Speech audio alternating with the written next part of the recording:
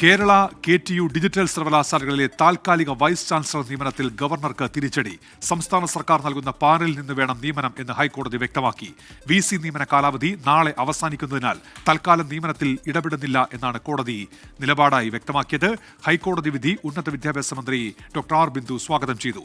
മുൻ ഗവർണർ ആരിഫ് മുഹമ്മദ് ഖാൻ സ്വീകരിച്ച ചില നിലപാടുകൾ കൂടി നിയമവിരുദ്ധമാണെന്ന് കോടതി പറഞ്ഞിരിക്കുന്നുവെന്നാണ് മന്ത്രിയുടെ പ്രതികരണം.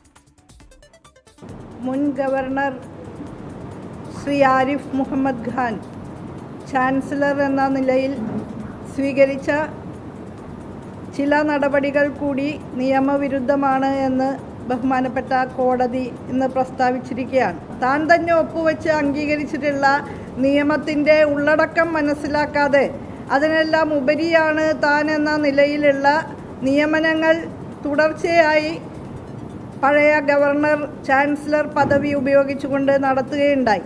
അവയെല്ലാം തന്നെ തെറ്റാണെന്ന് ഇതിനകം തന്നെ ബഹുമാനപ്പെട്ട ഹൈക്കോടതി നിരീക്ഷിക്കുകയും അത് ചൂണ്ടിക്കാണിക്കുകയും ചെയ്തിട്ടുള്ളതാണ്. കോടതി വിധിയുമായി ബന്ധപ്പെട്ടാണ് ഉന്നത വിദ്യാഭ്യാസ മന്ത്രിയുടെ പ്രതികരണം ഇപ്പോൾ പുറത്തുവന്നിരിക്കുന്നത്.